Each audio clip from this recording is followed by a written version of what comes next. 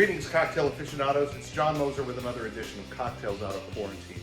I'm going to do something a little bit different today. Instead of making a cocktail, I'm making an actual liqueur. Or at least I'm putting together all the ingredients today. It won't actually be a liqueur until it's stored for about a month. But once that month is up, I'm going to have something really special. The liqueur is called Nocino. Nocino, it's Italiano. It's a bittersweet liqueur with lots of spices and a very pronounced walnut taste. And you can sip it straight. You can use it in cocktails. I'm more inclined toward the latter, obviously. But I am going to show you how to make it. Again, I'm just starting the process, and then a month from now, I'll make another video where not only will I show you the finished product, but I will use it to make a cocktail that I'm excited about called Goose Story. Anyway, here's what you're going to need, and there's a lot of things. It's not a complicated recipe in terms of what you have to do, but it is complicated in terms of the number of things you need. So here's what you're going to need in order to make it. The base for Nocino is vodka, and I wouldn't use top shelf for this. You don't want absolute rot gut either. Smirnoff does the job, right? Pretty respectable stuff, but you don't want to spend too much on vodka for this recipe. Some pure maple syrup. Here in Ohio, we get the freshest kind. Some sugar. The zest of 2 lemons. We're only going to be using the zest. We have about 3 cups of toasted walnuts. Well, they're not toasted yet. I'm going to put them in the oven in just a few seconds. And then the spices. Easily the most expensive ingredient, vanilla bean. We're only going to use 1. Cinnamon sticks. You can see I put it in order at Penzies for this stuff. Star anise. I only need like 5. I don't know what I'm going to do with all these. Cardamom pods. Another thing that we're going to have sitting around for a long time, I predict. And full cloves. Fortunately, there are a lot of things I can do with cloves. Those are the ingredients. Now, let's make it. If you've never toasted walnuts before, there's not much to it. I just have them sprinkle out here in a single layer on a cookie sheet. And I have the oven set to 375. The only real concern is that we don't let them burn, which can happen very easily. So I'm gonna put these in here, I'm gonna close her up, and I'm going to set the timer for about 5 minutes. And it could take as many as 10, but I'm definitely gonna check at 5 because it could start burning at any time between 5 and 10 minutes.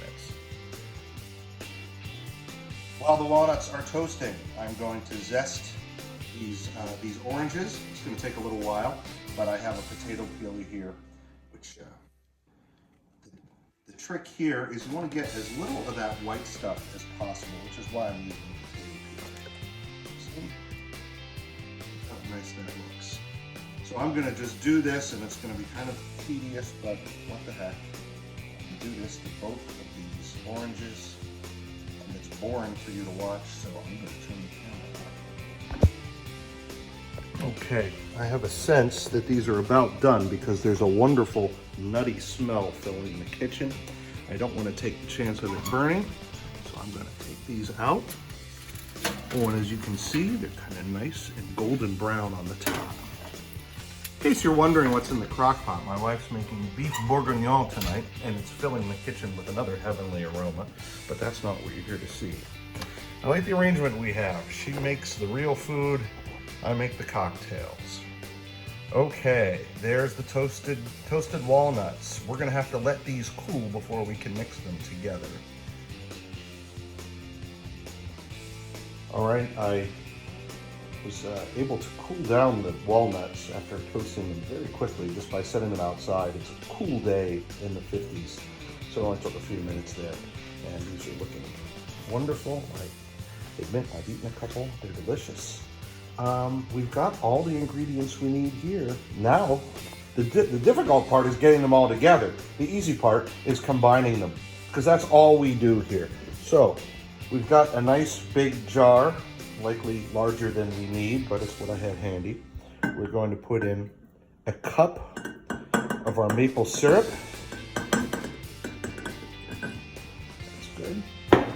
And then we'll follow that up with a cup of sugar. That's where, obviously, we're going to get some sweetness in this. Now, what's the best way to get these walnuts in? I'm just going to drop them in a handful at a time. Yes, I washed my hands. I know that's what you're thinking at home. We've got 3 cups of these walnuts that spent about 6 or 7 minutes in the oven. We got them nice and toasted.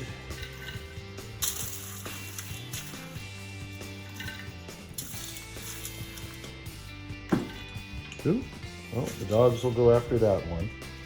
Oh, there's Snickers. She gets a little treat out of this. Why not?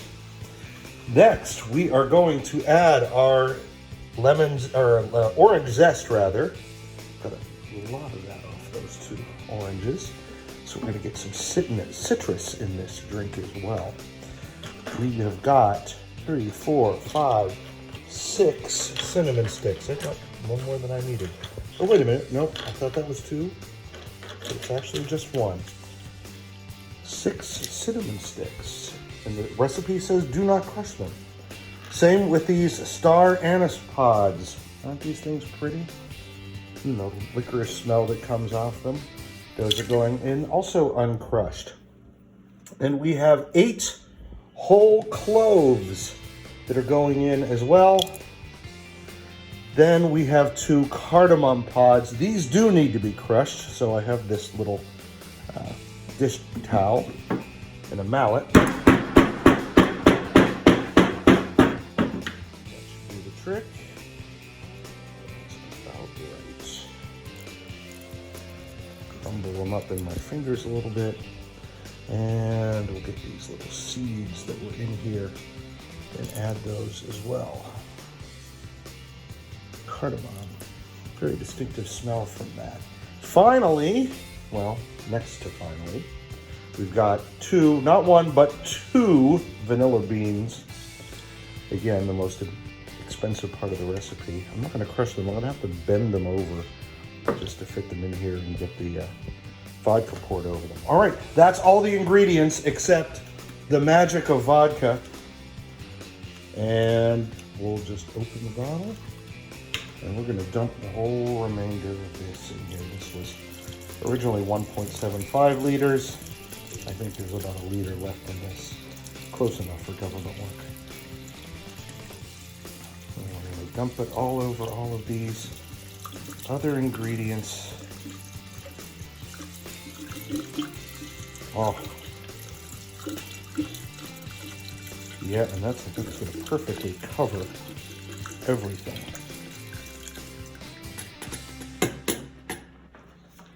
Next, I'm going to seal this jar, and I'm going to give it a good shake.